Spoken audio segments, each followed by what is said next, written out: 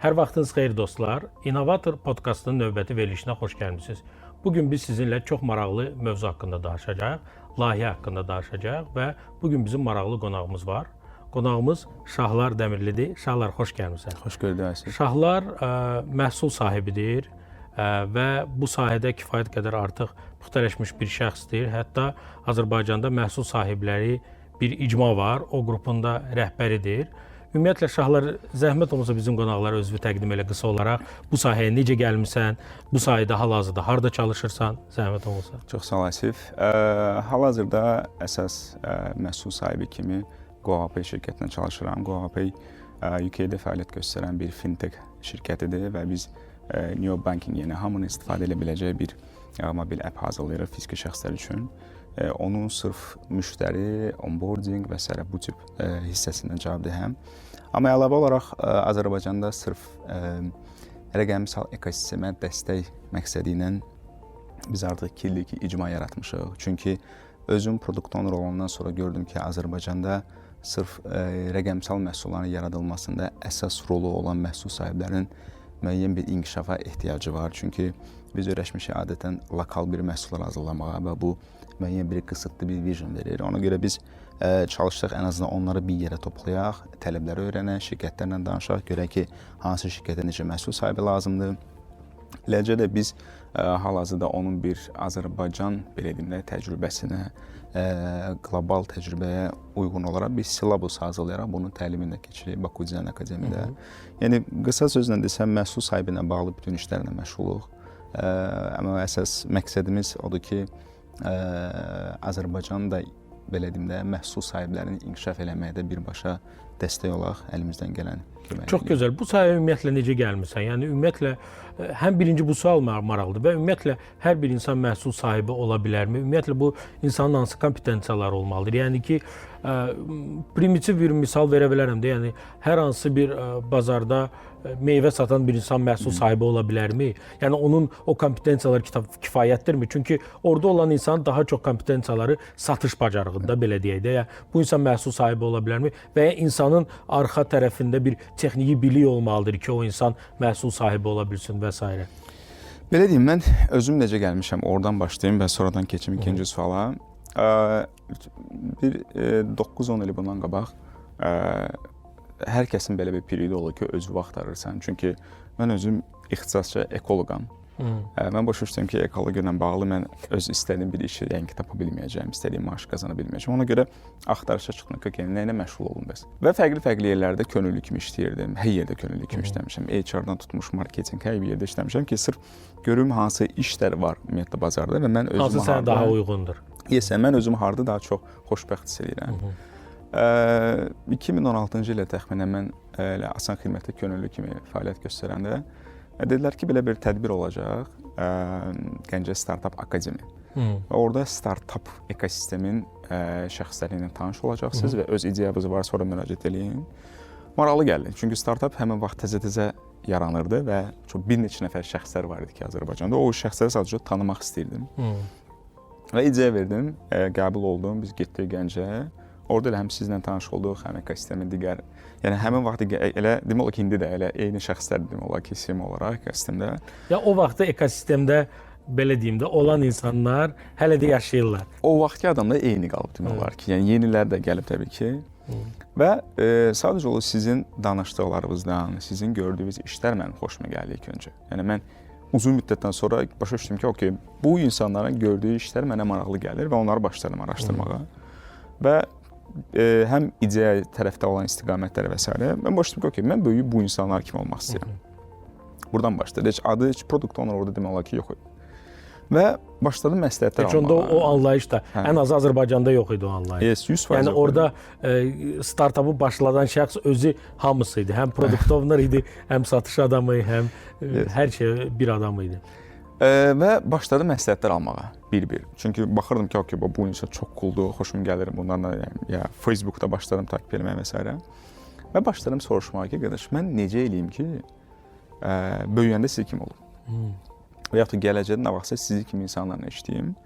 Mənə verilən əsas istiqaməti oldu ki, get harda problem varsa oran. Çünki sən innovator olmaq istəsənsə, sən daha çox problem həll edən şəxs olacaqsan. Çözümçü olmalısan, yəni çözüm tapmalısan. Yes. Və dedim ki, okey, cool. Deməli, mən elə bir yerə getməliyəm ki, bu artıq action kimi özümə götürüm. Okey, harada problem varsa gedim ora. Və üst tutdum call center. Ən çox problemli olan yerlərdən biri. Yes. Çünki mənə nə lazımdır? Mən problem lazımdır. Və mən sənə nə lazımdır? Sənə problem lazımdır. Bu halda bizə problem lazımdır ki, onu həll eləyə bilək. Yes. İndi misal üçün həmin vaxt əlimdə call centeri. Çünki ən böyük üstünlüyüm sadəcə olaraq rus dili bilimi idi. Başqa ixtisasca mənə təbii ki, banklar götürməyəcəklər. Amma call center istəmək üçün rus dili həmin vaxt və müəyyən danışıq səviyyəsi kifayət tələbli idi. Çünki zənglərin müəyyən hissəsi rus dilli müştərilər yığırdı, onlara gərək cavab verə bilərdiniz. İndi təbii ki, artıq texnologiya inkişaf edib, artıq rus dilini bilməyə də ehtiyac yoxdur. Artıq siz ancaq Azərbaycan dilində keçə bilirsiniz. Başladım artıq görəndə ki, problemlər gəlir, bu artıq mənə həvəsləndirdi ki, okey, deməli düz istiqamətdəyəm. Amma bilmirəm ki, nə edəcəyəm, yəni növbəti addımlara gedəcəm və s. Və işlədikcə gördüm ki, bu işi artıq bankda görən şəxslər də var. Yəni mənim həmin vaxt o tədbirdə gördüyüm insanlar burada da var. Okey, çox da tanınmasalar da, amma eyni işi görürlər. Maraqlandırdım ki, okey, onlar kimlər? Dedilər ki, məhsul sahibləridir bunlar. Okey, adı belə çox cool səslənir. Məhsul sahibi. Dibinə girəndə təbii ki, başlayırsan ki, orada sahibi sözü. Sahibli heç nə yoxdur. Yəni sən sadəcə məhsulu müvəqqəti verirlər ki, bunu bir də axırıncı günə qədər çıxart, axırıncı mənzilə qədər ötür, ondan sonra biz səndən alacağıq. Və dedim ki, okey, deməli burada bir yol var və başladım sırf o istiqamətdə işləməyə. Yəni o insanlar daha çox danışırdım, daha çox belə deyək də, daha çox işə sadəcə 9-6 getmək yox, amma okey, problemlər gəlir, mən necəyəm ki, o problemləri həll edeyim. Və yaxud da ki, mən nə təkliflər edeyim ki, daha az zəng gəlsin və yaxud daha çox satış eləyə bilər və s. Yəni, gələn artıq məlumatları artıq bir ideya çevirməyə başlayırdım ki, özüm inkişaf edeyim. Çünki gəldin zəngdən cavab edin, çıxdın, getdin, bu inkişaf deyil. Zaten buna görə sənə maaş verirlər. Bunun bir artımı yəqin ki, olmayacaq. Başladım artıq o departamenti ideya, bura ideya, rəhbərlik bezdirəm ki, mənə icazə verin, ora yazın, bura yazın. Və bank artıq tanımağa başladı. Ki, bu kimdir bu? Ancaq elə hamıya ideya verir. Yazır, bir ucdan yazır. Bir ucdan yazır, bir ucdan təklif eləyir. İlk dəfə mənim bir ideyam var idi həmin vaxt üçün. Mən göndərim onu təsdiq edən, çünki burada inkişaf var. Yəni, mən ora artıq qalxa bilirəm. Artıq ən azı rəhbərlikdən də bir pozitiv cavab alandan sonra artıq məqsəd oldu ki, mən bu bankda qalxmalıyım produkt onu. Fərqli iş təklifləri gəlirdi, misal üçün, fərqli departamentlərdən. Görürsən ki, yox da, mən məhsul sahibi olmaq istəyirəm. Yəni, mənim istiqamətim var da. Sonradan bizə biraz struktur dəyişikliklər baş verdi və komandaya bir reporter lazım oldu. Yəni, hesabatlarla məşğul olan bir şəxs. Dedim ki, okey, cool. Mən zaten problemləri bilirəm. Bir də bunun biraz rəqəm tərəflərini öyrənim. Çünki ideya verməklə də deyil də. Yəni, bu dəqiqə soruşsan, hamının ideyası var. Hamı da təbii ki, ideyasını gizlədir. Amma hamının ideyası var, amma o ideya lazımdır mı, lazım deyilmi, nə qədər tələb var. Bunu öyrənmək üçün mənim üçün bir şans oldu ki, okey, bu yol maraqlı ola bilər. Excel öyrəndim, data mining öyrəndim, yəni datanı necə idarə eləmək lazımdır, necə rəqəmləri toplamaq lazımdır, necə analiz edir. Yəni bir analitik, yavaş-yavaş düşüncə formalaşdı. Yes, yəni ən azından lazımlı olanı lazımsızı ayıra bilməyə başladım. Və belə-belə inkişaf elədikcə artıq o komanda bir qədər daha yaxın oldum. Çünki artıq gələn problemlər birbaşa olub mənə gəlirdi və mən onları ən top problemlərə çıxardırdım və düzgün istiqamət verə bilirdim. Belə-belə getdikcə artıq şans yarandı. Gündən bir gün gəldilər ki, sən gedirsən ora. Mən normalda, məsəl üçün, 2 ilə planladığım şey biraz daha tez olurdu. 6 ay, 7 ay olurdu. Amma təbii ki, sən bunun da nəyinsə belə qurban verməli olursan. Və getdim. Getdim ora, gördüm ki, yes, artıq o balıq ki, öz suyuna çönəsə başladım ki, okey, bura mənlidir. Və bir mən olaraq orada ən yaxşı produkt olur, ən yaxşı belə deyində, ən yaxşı məhsul məndə olsun və s. Bu istiqamətlərdə fəaliyyət göstərdim. Sonra gördüm ki, okey, mən də istiqaməti tapdım. Bu təxminən bir 3-4 ilimi aldı, düzdür. Amma dəydi ona. Çünki indi də görürəm ki, indi də produkt onları daha çox hal-hazırda top, belə deyində, nisbətən yeri yaranmış, xüsusən də Azərbaycanda, amma tələbləri uzun müddət hələ ki tələb olunması və ən maraqlısı AI-ın hələ ki ora girməməsidir. Girmə. Ona görə biraz rahatsan. Yəni biz bilirik ki, ən azından yaxşı produkt olsa həmişə çörəyimiz olacaq. AI hələ ki ora girmir. Bayaq dediyim məsələ, gəlsək ki, kimlər məşğul ümumiyyətlə ola bilər produkt owner. Ümumiyyətlə mən belə düşünürəm ki, ilk növbədə o özünü tapmaq, o sevdiyin işi tapmaq çox məcburdur. Yəni şərt deyil ki, sən bugün produkt owner olasan. Okay, produkt owner bugün topdur, hər yerdə tələb olunur, yaxşı maaşı var və s. opportunitylər çoxdur, xaricə çıxa bilirsən. Yəni unlimited bir yolu var və sən oradan qalxıb öz üzərində işləsən, qalxıb C-level, CEO-ya da qalxa bilərsən, amma bu da demək ki, hər kəs bu işlə məşğuldur. Əgər sən çox yaxşı belə deyim, texniki biliyiniz varsa, çox yaxşı developer ola bilərsiniz. Çox yaxşı satış bacarığınız varsa, çox yaxşı marketinq və ya satışda işləyə bilərsiniz. Produkt owner isə daha çox kommunikasiyaya açıq olan bir şəxslərdir. Çünki sən faktiki olaraq developer deyilsən. Bəli. Məsəl üçün məhsul nədir? Bugün hamımızın cibində telefon, çoxlu sayda proqramlar istifadə edilir. TikTok olsun, Instagram olsun, Facebook olsun, LinkedIn, bank app'lər olsun, taksi app'lər, yemək sifariş app'lər. Bunlar hamısı digital məhsullardır. Digital məhsul olan yerdə mütləq şəkildə product owner olur. Niyə? Çünki onu yaradan developerlardır. Amma o developerlara istiqamət verən, tapşırığı düzgün formada çatdıran, biznes tələbi bilən, müştərinin problemi bilən product owner olur. Ona görə biz zaten digitallaşmağa doğru gedirik. Digitallaşmağa doğru getdiyimiz üçün də product ownerların sayı bir qədər biraz artıb. Bugün siz mənə eyni tövsiyəni elə bilərəm ki, misal üçün bugün əgər siz deyən kimi kimsə hal-hazırda istiqamətini dəyişib məhsul sahibinə keçmək istəyirsə, ola bilər ki, birbaşa olaraq məhsul sahibi keçə bilmədi. Çünki hal-hazırda bazar daha çox təcrübəli şəxslər axtarır. Çünki bütün sahələrdə olduğu kimi. Pul gedir bir sahə tərəfdən. yeni olanda istənilən adamı götürürlər, amma biraz sahə inkişaf edəndən sonra artıq təcrübə istəyirlər. Yes, həm də əsas səbəblərindən biri odur ki, business development çox da bilmir. Yəni bilmir ki, kod necə yazılır, bilmir backend nədir, frontend nədir, nə bilim, mobile nədir, olmalıdırmı, necə olmalıdır. Bunları bilmir. Plusda ki, bilən adamlar da isə komandada çox bahalı resursdur. Özünüz yaxşı bilirsiniz ki, development hal-hazırda bazarda ən çox belə maaş olunur. Ona görə də biznesə çox risklərə girmək ki, zaten mən development yaxşıdır məndə. Onlara çox pul verirəm, amma bu problem kommunikasiyadadır. Mən istədiyimi vermirlər mənə. Ona görə də bura daha çox təcrübəli, ən azından o sahəni bilən adamların cəlb olunmasına daha isti baxırlar. Ona görə də hər hansı bir şey, mən baxmazdım ki, mən sadəcə olaraq bazarda məhsul sahibi olmaq istəyirəm. Mən ilk növbədə baxardım ki, mən harda işləmək istəyirəm. Bank sektorudurmu, özəl sektorudurmu və s. Yəni, ora mən necəsə bir xod tapım, orada adi işçi olaraq da girim. Sonra orada özümü inkişaf eləsin. Sonra orada yavaş-yavaş əsas öz sahəsini tapmaqdır da. Ümumiyyətlə mən də düşünürəm ki, yəni məhsul sahibi olaraq əsas bir vacib olan bir neçə məqam vardır. Bu mən düşünürəm ki, mütləq ingilis dili olmalıdır. İngilis dili sən bacarığın olmalıdır. Çünki ikincisi də buna bağlı olan bir məqamlardan biridir ki, kommunikasiya. Sən daima ünsiyyət qurursan.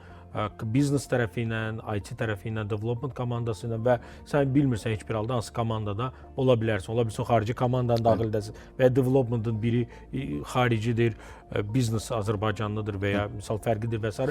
Birincisi, əlbəttə ki, düşünürəm ki, dil bacarıqları olmalıdır. Bu ingilis dili, xarici dil ən azı bilmək, kommunikasiya bacarıqları, analitik bacarıqlar mütləq olmalıdır. Çünki biznes sənə, yəni normalda biz görmüşük də bütün layihələrdə, startupdan tutmuş, hətta böyük bir şirkətlərdə belə görürük ki, biznes həmişə çox və hər şey istəyir. Amma analitik düşüncə olan bir məhsul sahibi başa düşür ki, misal üçün biz bunu hamısını edə bilmərik, misal üçün, və ya bu müddət edə bilmərik. Və bundan başqa da son biraz müəyyən qədər də IT bilikləri heç olmasa olmalıdır. Çünki o sürrealistik istəklər var, belə kosmik istəklər. Onları nə dərəcədə texniki olaraq icra edə bilib-bilinməməyin də ən azı məhsul sahibi bilməlidir. Mənim indi bir başqa sualım olacaq. Çünki son dövrlərdə ümumiyyətlə hal-hazırda ölkədə hətta 90% insan hamısı səhv salır. PO ilə PM-in fərqi nədir? Yəni məhsul sahibi ilə layihə menecerinin fərqi normal və niyə səhv salırlar? Yəni onlar da qınamaq olmur. Çünki əsasən orta şirkətlərdə məhsul sahibi ilə layihə meneceri eyni adam olur çox bir halda. Hətta çox bir halda onun başqa bir vəzifəsi də olur. Yəni 3 vəzifəni birdən yerinə yetirir. Ona görə də onlar bu fərqi başa düşə bilmirlər. Yəni bir qısa da olsa və ya biraz da geniş, yəni çox geniş olmadan, yəni izah etmək ki, insanlar fərqi başa düşsünlər ki, bu layihə sahibi ilə layihə meneceri niyə fərqlidir və olmalıdırmı? Ola bilsin ki, yəni bu sadəcə olaraq, çünki dünyada o qədər pozisiyalar var ki, biz məntiqi düşünəndə deyirik ki, əslində bu ikisini bir adam eləyə bilər də. Niyə görə ayrıca ayrılırlar və bu həqiqətən belə ayrıca olmalıdırmı? Yoxsa yox?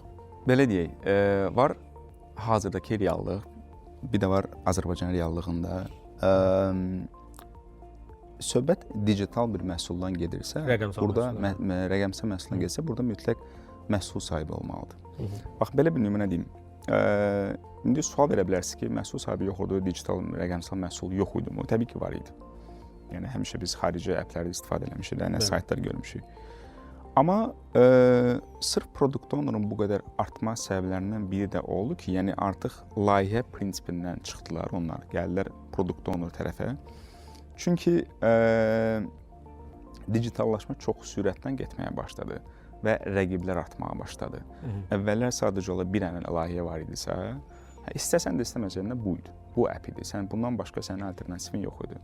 İndi artıq rəqabət artıb, indi artıq sadəcə olaraq layihəni çıxartmaq deyil. Bu çıxartdığın layihədir, məhsuldur, nədirsə, o müştərini xoşbəxt eləməlidir və müştəri ondan uzun müddət istifadə eləməlidir prinsipi daha çox hökm sürür. Və o layihə rəhbərləri, hansı ki, bundan qabaq rəqəmsal məhsullarda işləyirlər, onların layihə nədir ki, layihə hər hansı bir iş var ortada, o işi bir müəyyən bir vaxt ərzində biz görməliyik.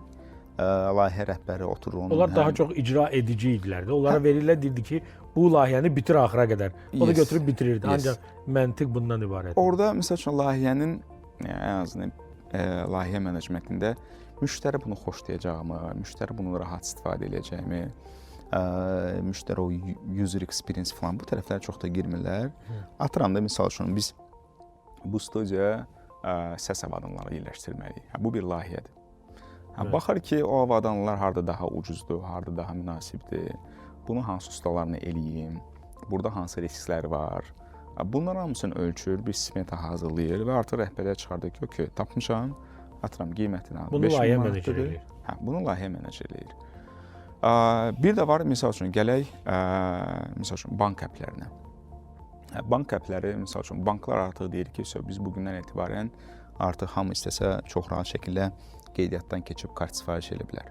Okey, artıq burada layihə rəhbərinin işi bunu ortaya çıxartmaq deyil. Çünki bir neçə dənə bank artıq bunu eyni zamanda eləsə, hamısı aqressiv şəkildə yəni bazara çıxsa, burada o banklar qabağa düşür ki, hansının qeydiyyatı daha rahatdır, hansı müştəri üçün daha aydındır.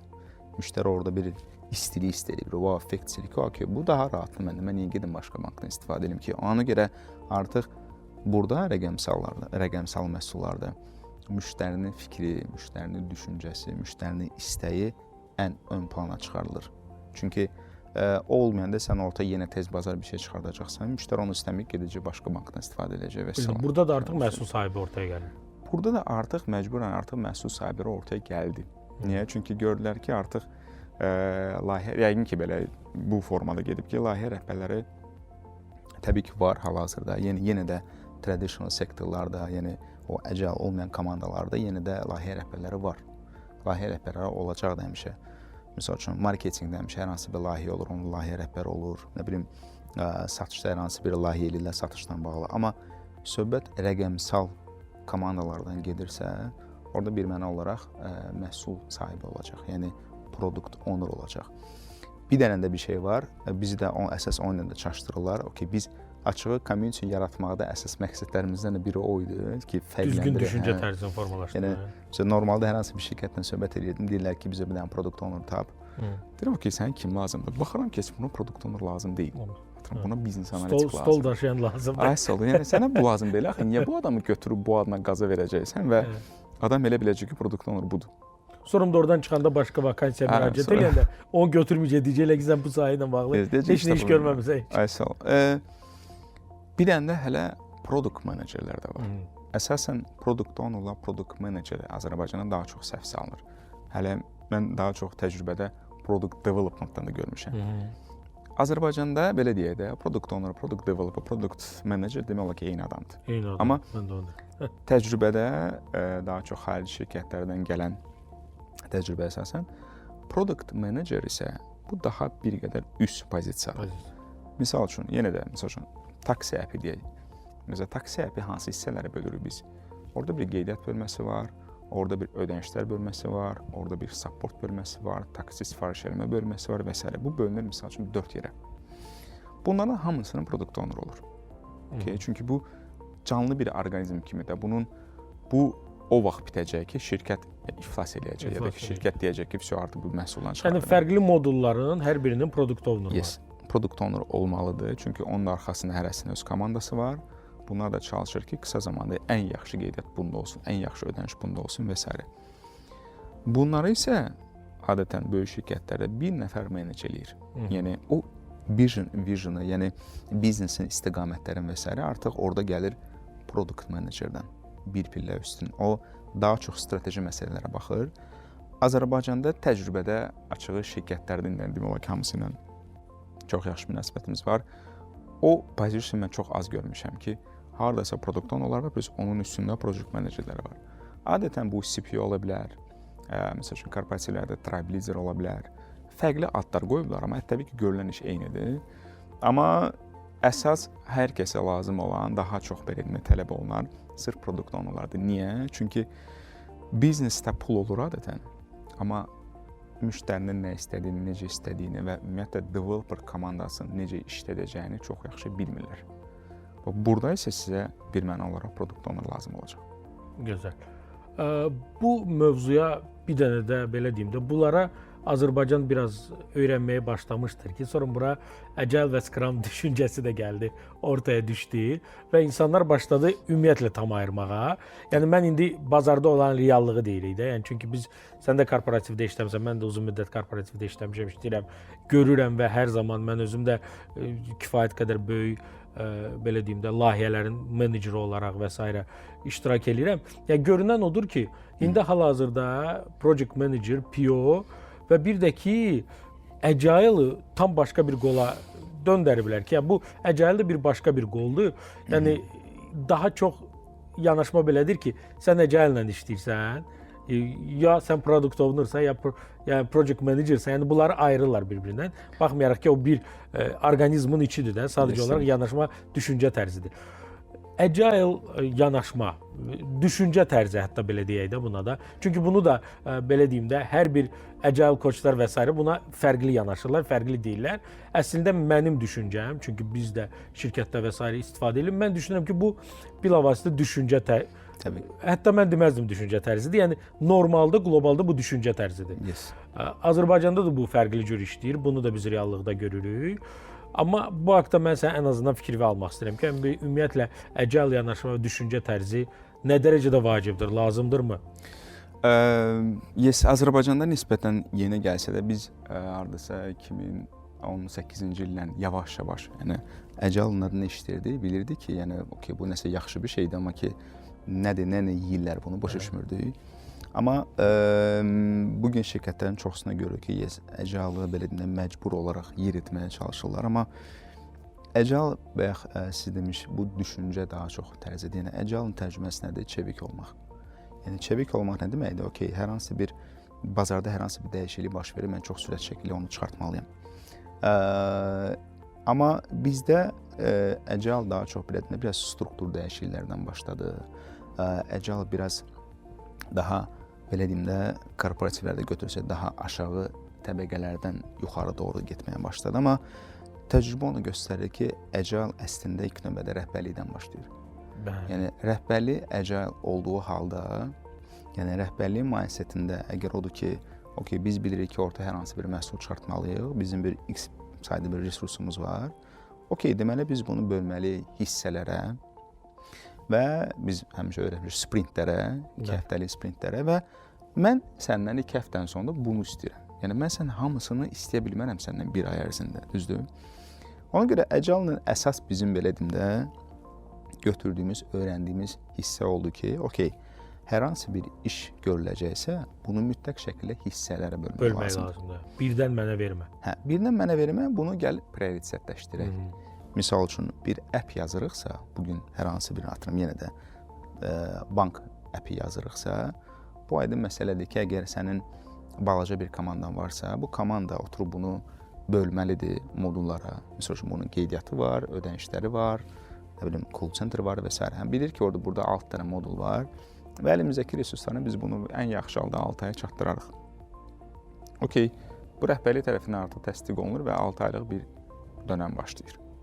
6 ay dönəmdə də artıq hamısı təbii ki, eyni vaxtda olmayacaq, bölünəcək hissələrə.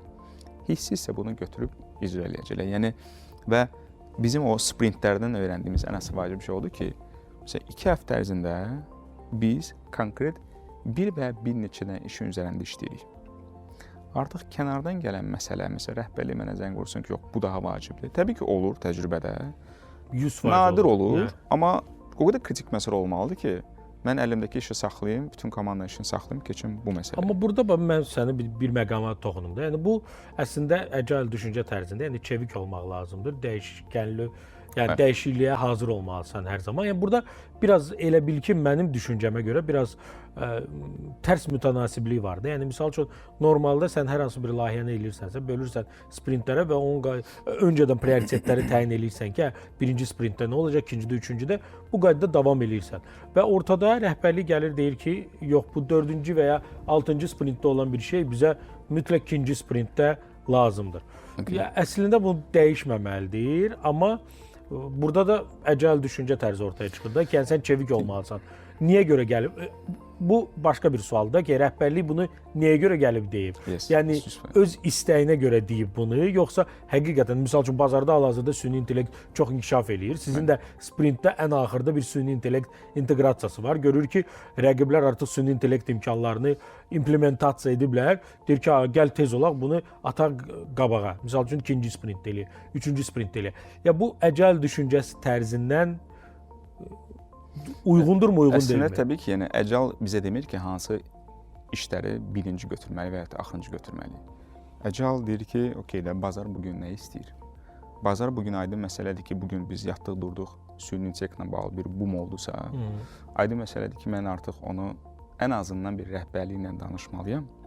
Onların da bir istəyini, planlarını biləndən sonra, bəli, çünki bəlkə heç onlar onu istəmirlər. Bəlkə bizim gedəcəyimiz yolda süni intellekt hələ ki nəzərdə tutulmayıb. Ona görə bu mütləq şəkildə danışılmalıdır. Amma rəhbəri gəlirsə, misal üçün də gəlir şirkətə deyir ki, uşaqlar biz keçirik kriptoya. Kripto dönüşləri olmalıdır. Aydın məsələdir ki, rəhbərlik bunu deyirsə, rəhbərlik ən azından biznes olaraq bilir, çoxdur və müəyyən bir nəyisə analizin nəticəsində bunu deyir. Nəysə istinadən bunu deyir də. Təbii ki, İdealda belə olmalıdır. Təbii ki, Amma gəlib deyirsə, aydın məsələdir ki, bu məntiqli gəlirsə, yes, biz bunu eləməliyik. Amma hər hansı bir xırda bir şey, hansı ki, bu dəqiqə çox da prioritet deyil və bazarda belə bir tələb yoxdur, sadəcə olaraq bu adam istəyir. Yenə deyirəm, bu şirkətdən şirkətə dəyişir. Yəni sən onu eləyə də bilərsən, eləməyə də bilərsən, amma eləyəcəksən çox böyük ehtimal. Çünki əgər onlar deyirlərsə, əgər sənin kontur arqumentin yoxdursa və yaxud da ki, əlində bu dəqiqə çox daha prioritetli məsələlər yoxdursa, deməlisən. Amma bir dənə də vacib odur ki, bəzən rəhbərlik bizə bir şey tapşırır, başqa şey də deyir və eyni vaxtda bitməsini istəyir. Burada sadəcə olaraq rəhbərliklə kommunikasiyanı yaxşı saxlamaq lazımdır ki, okey, mən siz deyəndə eləyirəm. Nəzər alın ki, bundan qabaq elədiyimiz məsələ bir qədər gecikəcək. Ən azından mən səni məlumatlandırım. Sonra, çünki məni danlayacaqsan da ki, bunlar niyə çatmadı? Vaxtında çatmadı. Yes. Amma ən azından bu kommunikasiyada, bu simple bir kommunikasiya. Yaxşı, bir belə deyim də, bir ortamda PO, PM və agile mindsetli bir coach və s. bir yerdə işləyə bilərmi? İşləməlidir də əslində, amma ki, yenə də bu şirkətdən şirkətə asılı dəyişir. Misal üçün, biz öz şirkətimizdə hal-hazırda bizdə Agile Coach və Scrum Master yoxdur. Okay. Və bu həddindən Avropadan söhbət gedir. Və həddindən artıq böyüdə sürətimiz var. Yəni çox belə deyək, sürətli şəkildə nəsə deliver edə bilirik. Amma bunu mən düşünürəm ki, bunun sizin deliver edə bilməyinizin səbəbi çox güman ki, daha çox menecment tərəfdən də onlar Bəli. daha çox belə deyim də push eləyirlər ki, sən məsəl üçün Düzgün bunu formada gələn push həftə mütləq çatmalıdır. Tasklarınız budur. Özünüz elə formalaşdırın ki, bunu çatdırasınız. Bəli, düzgün formada push eləyirlər və biz də onlarla düzgün formada kommunikasiya saxlayırıq. Yəni Ona onda görə. bu yəni mən əsla belə deyim də əcəl düşüncə tərzinin qeyri tərəfdarı deyiləm. Olmaz Amma yəni yanaşma bizdə ümumiyyətlə də əksəriyyət şirkətlərdə belədir ki, bizdə daha çox push, yəni əcəl düşüncə tərzi daha çox push mexanizmi ilə əvəz olunur. Belə deyək də, məsələyə necə baxa bilərik, məncə daha aydın olsun deyənə. Bu ixtisaslar, yeni ixtisaslar problemdən yaranıblar. Misal üçün, QA tester nəyə görə yarandı? Həmişə daha az sayda olub, amma hal-hazırda ən tələb olunan sahələrdən biridir. Çünki gördülər ki, okey, developer səhv eləyə bilir. Produkt owner nəyisə unuda bilir. UX və dizayner nəyisə doğru çəkməyə bilər. Bəli. Amma yenə də bu birbaşa olan müştərinin qabağına getməməlidir. Bu ilkin testlərdən keçməlidir. Çünki müştəri sənin xarab məhsulu bir dəfə, iki dəfə istifadə edir. Sonra siləcək, başqa əpə keçəcək. İndi də o qədər alternativlər var ki, yəni 2 söhbət ondan saniyə gedir də. getdirsə artıq başqa məhsul. Nəsə baqla çıxdısa, reputasiyanı düşür aşağı. Bəli. Və bu reputasiya aşağı düşməmək üçün dedilər ki, okey, elə bir şəxs olsun ki, bütün bu testingə cavabdeh versin. Məsələn, eyni şəkildə produkt owner ilə yarandı. Yəni deyirlər ki, okey, layihə rəhbəri var, amma ki, okey, bu çatmır. Biz gərək müştərinin fikrini öyrənək. Biz gərək komanda ilə daha düzgün işləyək. Çünki developerda özünüz daha yaxşı bilirsiniz ki, onlar belə deyim də pressdə, push elə, belə tələb elə bu formada işləmirlər. Daha fərqli formada işləyirlər. Onlarla çünki o dili bilmirsən, sən kod yaza bilmirsən. Kod yaza bilmədiyin insanı sən işlətməyin biraz daha çətindir əslində. Bəli. Çünki bizdə həmişə şöbə rəisi anlayışı olub. Şöbə rəisi kimdir? Bu işi ən yaxşı bilən şəxs və menecer vəzifəsi olan. Bu adam istədiyi şəxsi danlaya bilər. Çünki o işi bilir. Ən yaxşı bilir. Yəni normalda ən yaxşı bilir. Ən yaxşı bilən. Ona belə yalan danışa bilməzsən sən. Hə. Amma mən kod yazmıram. Developer mənə deyəndə ki, hazırdır. Mən götürüb test edirəm ki, hazırdır. Amma bu arxada arxa planda bilmirsən necə işləyir. Və sabah mən nəsə istəyəndə mənə deyəcək ki, 6 ay bizə vaxt lazımdır ki, biz bunu təzədən söküb. Amma onu bilmirik. Okay? Bu da artıq bir fərqli bir idarə etmə vasitəsidir. Ona görə bu yeni, misal üçün şirkətə Agile coach nə vaxt lazım olur? Okay, biz Agile-la getmək istəyirik. Bizim əlimizdə yaxşı resurslar var, amma ki biz Agile elə bir tam da yaşaya bilmirik. Biz gəlin başa çıxan bir adama gətirək ki, bizə düzgün istiqamət versin. Bu ola bilsin yeni yanından bir komanda ola bilər, daha middle level'lı bir komanda ola bilər. Və yaxud da ki şirkət böyüyür. Buna təbii ki şirkət böyüdükcə lazım olur. Yəni balaca startapda heç mən mən şəxsən təcrübədə görməmişəm hər hansı bir startapa Agile coach tələb olunsun. Bəli. Ya da Scrum Master tələb olunsun. Bu daha çox böyük korporasiya. Startup özü zaten Agile bir. Orada CEO hər işi görür. CEO zaten Agile'də hər saniyə nəsə dəyişməyə çalışır. Şirkət böyüdükcə artıq belə problemlər yaranır və bu problemləri həll edən şəxslər olur. Məsələn, okey, biz artıq aydın məsələdir ki, Agile yanaşması ilə getməyə çalışırıq, amma orada bir boşluqlar çıxarsa, kommunikasiyada boşluqlar çıxarsa və artıq rəhbərlik görərsə ki, okey, burada heç cür alınmır və bu problemi kimsə həll eləməlidir, onda artıq təcrübəli bir Agile coach dəvət edə bilər. Və yaxud da ki, artıq xırda məsələlər var, hansı ki, mən məsəl üçün komanda tapşırıq ötürəndə nələrsə nəzərə almamışam deyən komanda problemlərlə üzləşir. Okey, biz bir Scrum Master götürə bilərik ki, o ən azından bu prosesə kənarda nəzarət eləsin. Məhsulun içinə girmədən bir katalizator olun. Başa düşdüm. Okey, belə bir məsələ ortaya çıxır. Hər hansı bir layihədə bir münaqişəli bir məqam baş verib də, yəni nə isə paylaşdıra bilməmisiniz. Məhsul sahibi PO bir cürə düşünür, deyir ki, bu belə olmalıdır. Misal, project manager düşünür ki, belə olmalıdır. Scrum Master Agile coach da bir başqa bir şeydir. Bu münaqişənin həlli, ya belə deyim də, ən son söz kimdə olur? Yenidən bunlar hamısı yığılıb gedir menecerdən yanında deyirlər ki, mən deyirəm belə olsun, mən deyirəm belə olsun, sən qərar ver necə olsun mu olur? Yoxsa ümumiyyətlə proses necədir? Belə deyək, digital məhsul, rəqəmsal məhsullarda adətən layihə rəhbəri olmur. Olur product owner, olur texnik komanda, ən yaxşı olur business analitik, UX designer və Scrum Master və yaxud da ki, Agile coach ola bilər. Scrum Master və Agile coachun hər hansı biri mənim məhsulumun biznes istiqamətində müdaxilə eləmək deyə bir hüququ yoxdur. Okay. O sadəcə olaraq mənə maksimum deyə bilər ki, okey, bunu komandanın vaxtında danışmalıydın, komanda bunu vaxtında bilməli idi. Sənin sprintə götürdüyün task niyə qabaqcadan qurum olmayıb komanda ilə? Hanı sənin burada yazdığın məsəl üçün tələblər filan. Orada müdaxilə edə bilər. Mənə o istiqamət edir. Amma Mən deyirəm ki, misal üçün qeydiyyat bu formada olsa, Agile Coach desin ki, bu formada olsun, bax orada ciddi problem var. Agile Coach ona o səlahiyyəti yoxdur əslində. Başqa səlahiyyətləri var. Eləcə də mən bugün hər hansı bir yeni bir belə demə rəqəmsal məhsul çıxardığının hansı bir hissəsində development komanda mənə desə ki, yox, bunu biz eləmək düzgün deyil, eləyə bilmərik. Bu da doğru deyil. Çünki istənilən biznes də qərar verən şəxs biznes tərəf olur. Product owner daha çox biznes adamdır. Komanda isə daha çox icraçı tərəf olur. Okay? Burada maksimum nə ola bilər? Məsəl üçün bizdə həmişə adətən olan məsələlər. Mən komanda göstərən uşaqlar bunu eləməliyik. Komanda baxır ki, əladır, biz bunu eləyə bilərik, amma biz bunu eləyərik misal üçün 3 həftəyə. Okay? Amma sən bunları yığışdırsan, biz bunu eləyərik 1 həftəyə. Okay? Bu yaxşı argumentdir və biznesdə məni tələsdirirsə, bu tələsdirilənə görə nəyisə qurban verməlidir. Mən bunu qaldırıram məsələn. Deyirəm ki, rəislər, belə bir məsələ var. Bu formada eləsə 3 həftədir. Daha yaxşı bir mənim variantım var. Belə eləyə, tez çıxaq bazara. Sonra vaxtımız onda bunu update eləyərik. Razısınızmı? Deyirlər ki, əla, çox sağ ol, elə.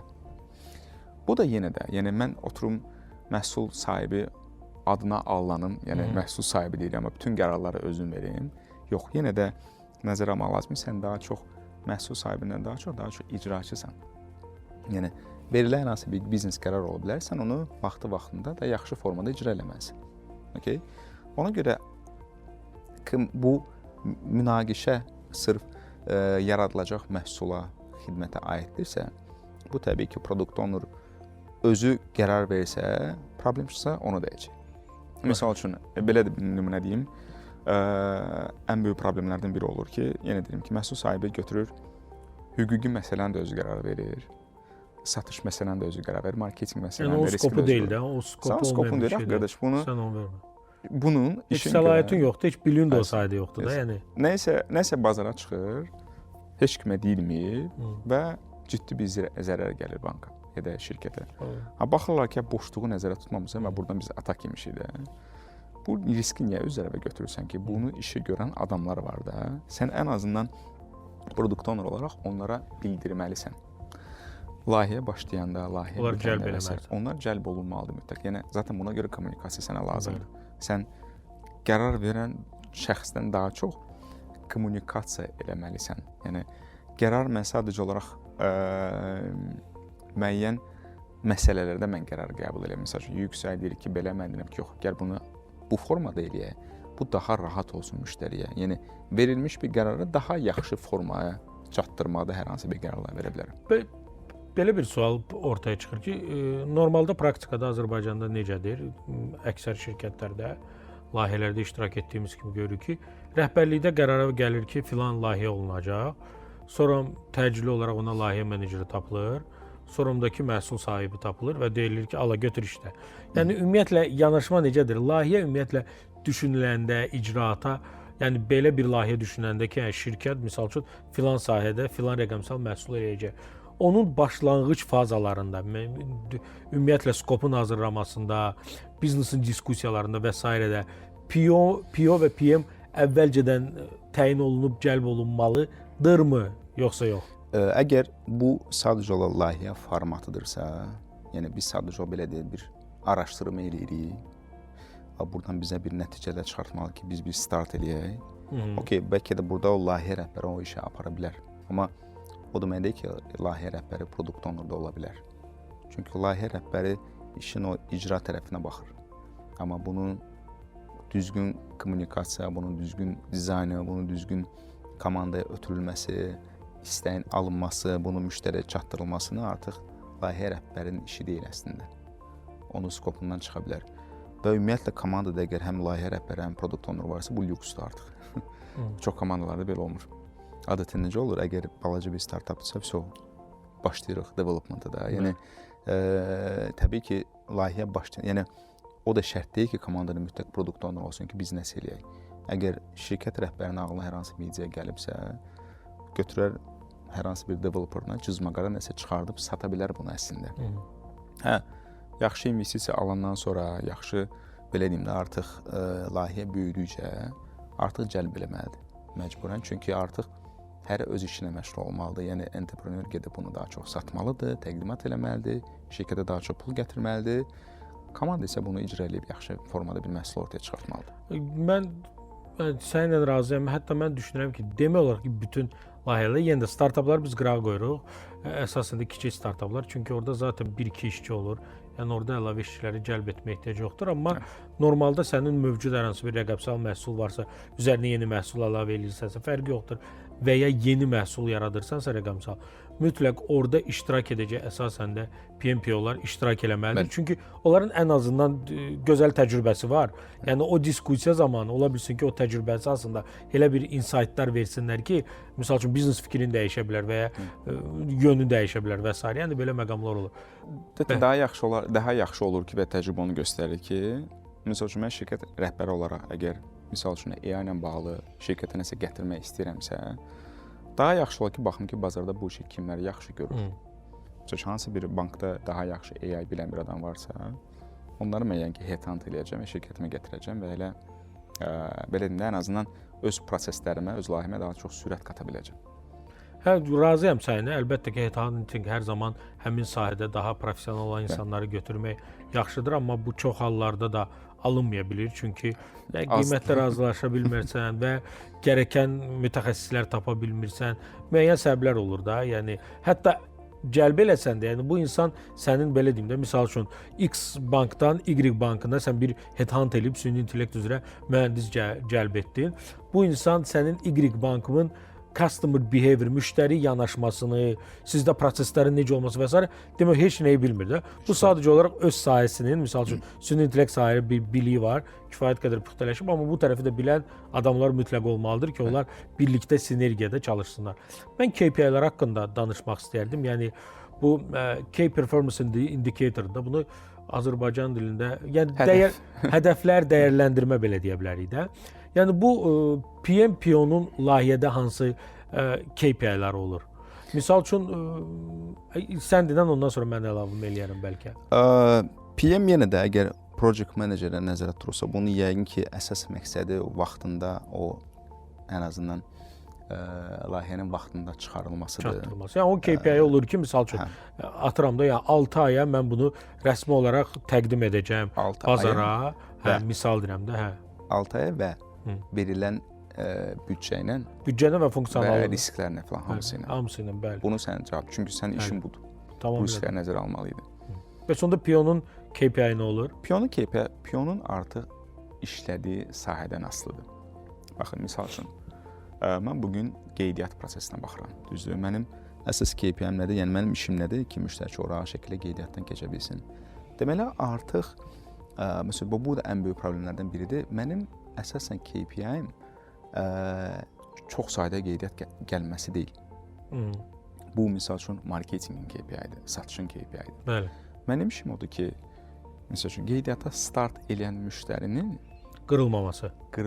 Sona qədər gəlib çatması. Hə, yəni o da faiz oranı ilə qoyursan ki, faiz oranı ilə məsəl üçün artıq yəni qeydiyyatda start edən adam məsəl üçün 60% successful olmalıdır. O da qoyduğun funksionallıqdan asılıdır. Məsəl üçün hansısa düymə qoymusansa, o düymə arxasında hansısa məntiq varsa, o məntiqi sona qədər çatdıranların faizi. Yəni bu rahat oldu müştəri. Bəlkə müştəri hansı bir moment qırıldı. Yəni şərt də deyil ki, bu qırıldısa, okey də qırıla bilər təbii ki, amma sən bunu düzgün analiz edirsənmi?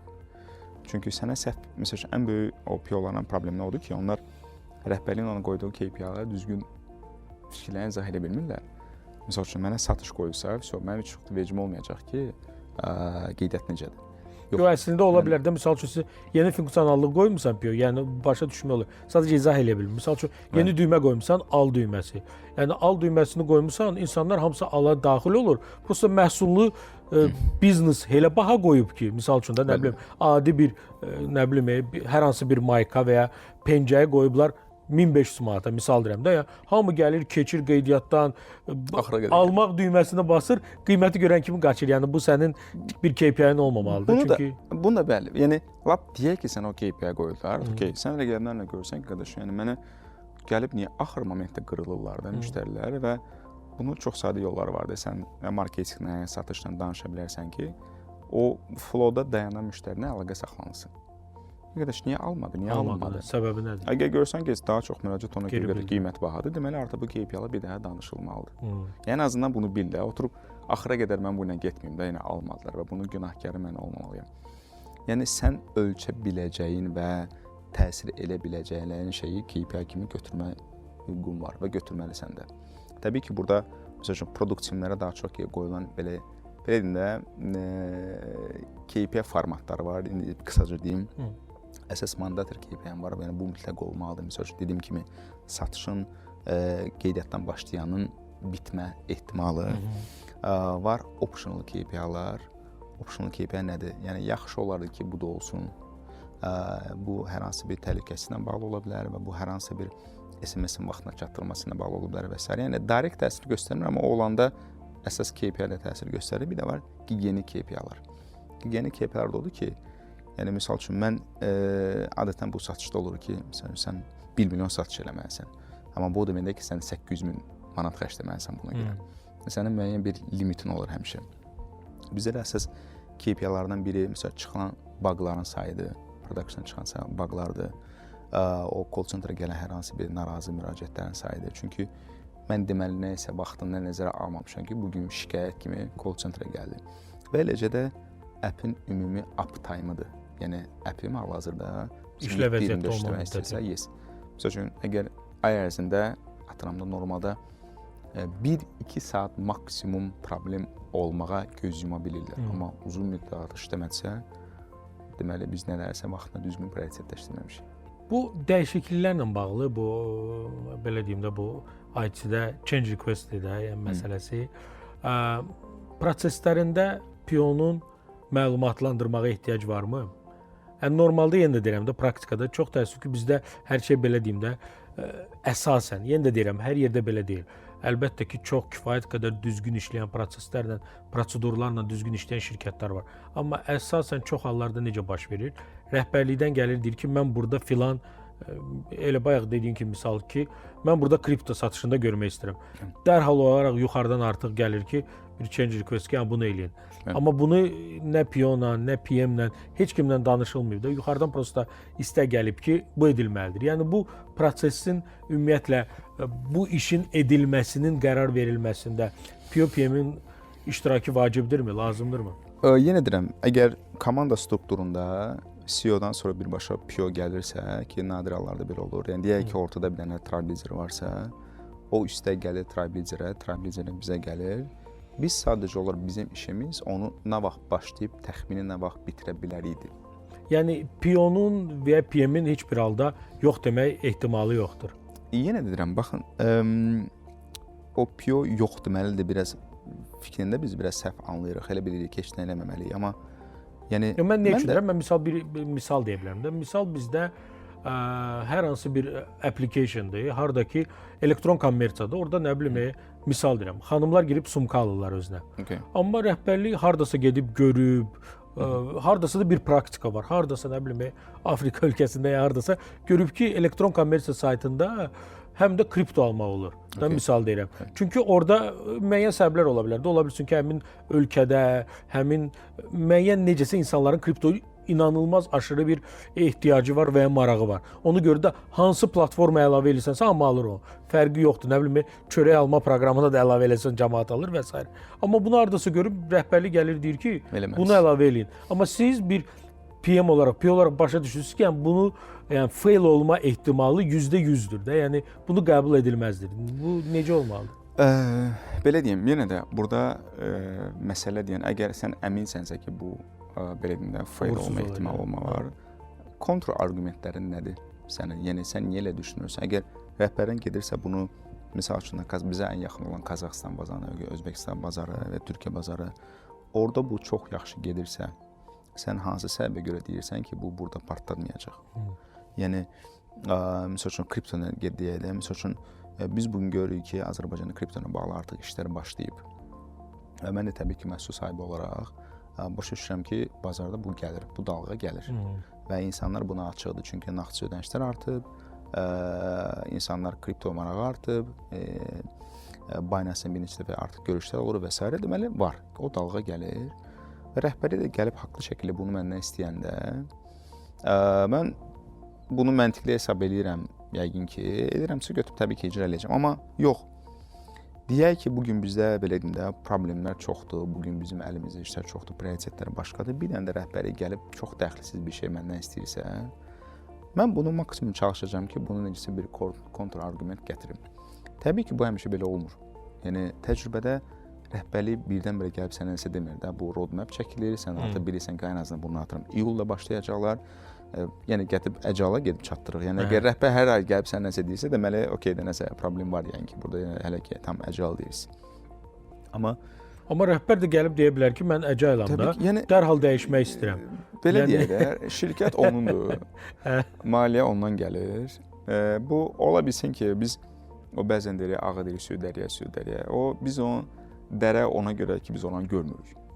Yəni bəlkə həqiqətən də onu eləsə. Bəlkə də dərə yoxdur orada. Dərə deyil, yəni biz görmürük. Bizim elə bəlkə də vizyonumuz çatmır ora. Çatmır. Əgər mənim gətirəcəyim kontrargument yoxdursa, əgər mənim əlimdə yanan bir tasklar yoxdursa, mən bunu yəni ki götürüb icra eləyəcəm. Və yenə deyirəm, məntiqsiz gəlirsə, bunun bir səbəbi olmalıdır. Niyə məntiqsiz gəlir? Bunu çatdırdınmı? Yəni sənin işin sadəcə olaraq o məlumatları vermək olacaq. Demirəm ki, yox. Yəni ən yaxşı halda nə olacaq? Əgər o rəhbərlik onun beyninə salmışsa ki, onu eləyəcək, başqa adam gətirib elətdirəcək. Hə, deyəcək, sayılamsan, çox başqasını gətirir. Yəni reallıq, acı reallıq olsa da belədir. Yəni bəli və əslində çox maraqlı söhbət etdik. Daha yaxşı ki, o səndən gəlsin. Hə, ya səndən gəlsin. Və sonda daha bir məqama toxunmaq istəyirəm. Məhsulun bazara çıxma ən son iterasiyadır da. Yəni bütün bu gəldi, PO, PM, Agile coachlar, Scrum Masterlar bütün işlərini gördü, bitdi. İndi bazara çıxmaq vaxtıdır. Burada bir düşüncə fərqi olduğu zaman, misal üçün məhsulu ən yaxşı tanıyan, nə dərəcədə onun hazır olduğunu belə deyim də, ən çox PO-dur. Məhsul sahibi olaraq o çox gözəl bilir ki, yəni bu indi bu saniyə hazırdır, yoxsa misal bir həftə sonra lap ideal hazır olacaq. Yes. Amma rəhbərlik və ya PM hardasa söz veriblər və ya deyiblər və ya biznes hardasa görüşdə deyib ki, biz misal üçün şərti olaraq deyirəm də, martın 8-i xanımlar gününə biz bu məhsulu çıxartmalıyıq. Amma PO məhsul sahibi çox gözəl başa düşür ki, bu 8-i o deyil də, yəni biz çıxsaq biraz biabırçılıq olacaq. Bizim misal üçün çıxma vaxtımız martın 20-sidir və ya nə bilim 30-da, 31-də, aprelin 5-idir misal. Bu halda nə baş verir? Yəni bu məhsul sahibi necəsə inandırır və ya məcbur elətdirə bilir ki, bunu buraxmayaq. Yoxsa sadəcə tabe olur, deyir ki, buraxın da, amma bu problemlər olacaq, özünüz bilərsiniz. Belə deyim də, o problemlər əgər görünən problemlərdirsə, yəni müştəri bunu, okeydə biz 8 mart adında xanımlara hər hansı bir xidmət verir və o işləmirsə, nəyə verdik ki biz onu da? Yəni, niyə bu qədər əziyyət çəkdik? Yox. Məsələn, bəzi hallar olur ki, biz bilirik ki, orada təhlükəsizlik məsələlər ola bilər. Bu müştəriyə çox da təsir göstərməyəcək, amma ola bilsin ki, məsəl üçün, bir nəfər getdi şikayət elə, biz məsələ məhkəməyə qalxdı. Məsəl üçün, belə bir kes ola bilər. Yenə də burada biz o məsələni qaldırmalıyıq. Burada artıq məsələ bizim səlahiyyətimizdən çıxır. Eskalasiya edirsən də, yəni yuxarı eləyirsən ki, belə-belə problemlər var, qərarı siz verin. Yəni PO sadəcə deyə bilmir də ki, yəni bunu çıxartmıram bazara. Yox da, yəni yenə deyirəm də, bu səni günün sonunda maaşa işləyirik biz bunu. Yəni bunu daha yaxşı bu sualları niyə görə verirəm? Yəni çox sağ ol ki, şahlar çox səmimi cavab verirsə. Yəni ümumiyyətlə yenə də deyirəm də, yəni bizdə ümumiyyətlə əksər pozisiyalarda mindset, yəni düşüncə tərzi çox səhv formalaşdırıb da. Məsəl üçün əksəriyyətində formalaşan mindset nədir ki, PO məhsul sahibi, yəni bayaq da biz əvvəldə danışdığımız kimi sahib mənimdir. Yəni mən nə istəsəm eləyə bilərəm anlayışı yoxdur da. Yəni sənin konkret olaraq bir işin var ki, məhsulu çox gözəl çatdırasan, problemsiz müəyyən KPI-lər əsasında və s. Amma nəticə etibarilə sahibi biznesin sahibi özüdür. Təbii ki. Yəni o qərar verir ki, nə edilir. Çox razıyam. Bəlkə də o ad ona görə qoyuldu ki, biraz maraqlı gəlsin. Çünki bilindi ki, çox belə populyar sahə olacaq. O ki, adın o formada qoyulur. Amma gələk bayaq siz deyən məsələyə. İlk növbədə əgər mən məhsul sahibi olaraq 8 martda çıxacaq məhsul haqqında indidən deyirəmsə ki, problem olacaq, yəni ki, orada məndə problem var. Hədə 100%. Deməli, yəni deməli mən nəyisə ora nəzərə almamışam, vaxtında eskalasiya eləməmişəm və s. Birinci oradan Yox, başlayaq. hələ hətta çox güman ki, sprintlər qutarmayıb hələ. Yəni ola bilər. ortasında gəlir deyir ki, yox 8 martda verməli. Sprint qutaranda da verə bilərik. Hə. Amma 8 martda yəni birdən-birə gözümüzü açdı bayram yaranmadı da. Hə. Yəni bunun ilin əvvəli var. Qabaqcadan Yəni var. sənə əgər bu düzgün formada vaxtında çatdırılıbsa marketinqin qardaş, biz 8 martda, məsəl üçün 6 martda bu feature-ni çıxartmalıyıq. Sən gecə gündüz işləyib onu çıxardacaqsan. Çıxartmalısan da yəqin ki. Niyə? Yenə dediyim kimi təhlükəsizlik məsələləri ola bilər, amma 8 martda sən vaxtında planlamamısansa, düzgün planla qurmamısansa, birbaşa olaraq sənin səhvindir. Və burada heç kim ona görə məsuliyyət daşımır. O çıxmadısa, problem səndədir. Yəni o problemləri üzərindən götürüb çıxartmaq istəyirsə, buyur çıxart. Amma sən vaxtında, misal üçün, atıram, martın 1-i mənə marketinq gəlibdir ki, bu çıxmalıdır. Və mən də başlayıram görürəm, bu fiziki olaraq mümkün deyil. Ya da çıxardıram, amma ki, boşluqlar olacaq. Yəni, necə ki, o məni sıxır, vaxtla sıxır, sıxılan vaxtda nəsə qurban getməlidir. Artıq nələr qurban getməlidirsə, bu məsələ qaldırılır. Artıq nə qəbul olunursa, qəbul olunmuş qurbanla da biz bazara çıxırıq. Son sual da vereyim. Mənim ən ağrılı yerlərimdən biri bu ümumiyyətlə rəqəmsal məhsulların da olan mitinqlərin sayı. Yəni bu indi sən elə dedin, mənim yadıma düşdü ki, misal üçün sən deyirsən ki, orada nəyisə qurban verməliyik. Marketinq gəldi, biznes gəldi, dedi ki, martın 8-i xidməti təqdim etməyə məhsulu. Sən də başa düşürsən çatmayacaq, amma müəyyən funksionallıqlar var. Onu belə deyim də aradan qaldırıb bəzilərini çıxartmaq olar. Başlandı mitinqlər. Elə bir həftə buna gedəcək ki, ya ümumiyyətlə bu rəqəmsal məhsullarla bağlı komandalarda və ən çox da narazı olan kütlə developerlardır bilirəm ki, saysız hesabsız mitinqlər. Yəni onların kod yazmağa ancaq gecə yazırlar. Onların da günü olmur da. Yəni səhər 9-dan 6-ya standart bir iş mexanizmi düşünsək, bir şirkət mexanizmi. 9-dan 6-ya qədər bu insan bütün günü mitinqdadır. Həm developer, həm PO özü da əsasən də belə çox cüzi boşluqları qalır iş üçün. Və məcburən bu developer gedir gecə işləyir. Yəni bu mitinqlərin bu qədər olmağın ümumiyyətlə düşünmürük kimi azalmalıdır. Ümumiyyətlə mən düşünürəm ki, yəni şəxsi fikrim odur ki, ümumiyyətlə mitinqlər çox az olmalıdır. Çünki mitinqlərin böyük bir hissəsi sadəcə danışıqdır. Yəni nəticəyə yönümlü mitinqlərin sayı çox az olur. Bu bir. İkincisi də mən düşünürəm ki, bu süni intellektin inkişafı ilə məncə ora sırf işləməyən, belə deyim də, daha menecment insanlar girib qoşulmalıdır. Misal üçün də PO-sansa, sən hansı departamentdənsənsə, misal da atıram rəqəmsal məhsullar departamenti. Onun rəhbəri qoşulmalıdır. Bir də ki, biznesin rəhbəri. Öz aralarında danışıb qərar verməlidir. Süni intellekt onların danışığı əsasında bir conclusion yaratmalıdır. Və onu da maillə atmalıdır komandalar ki, bunun qərar gəldi, bunu eləyin, amma siz oturun işləyin. Ümumiyyətlə, sənin fikrin bu haqda nədir? Amma faydalı əlbəttə ki, mitinqlər olur ki, diskusiya eləyirsən, amma ümumiyyətlə bu haqda bir son olaraq cavab ver, yavaş-yavaş. Belə deyim, nəzərə almaq lazım ki, bayaq qeyd etdiyim kimi, texnik komanda maaşı yüksək olan bir komandadır, bir bahalı bir resursdur. Sən onun vaxtın mənasız mitinqlərə sərf edirsən, sən əlində olan resursu düzgün istifadə eləmirsən. Amma problem ondadır ki, istər-istəməz sən ondan vaxt qoyub, təyin eləyib, deyirsən ki, o vaxtı versin. O insan da yazıq, gecəsi gündüzü olmur.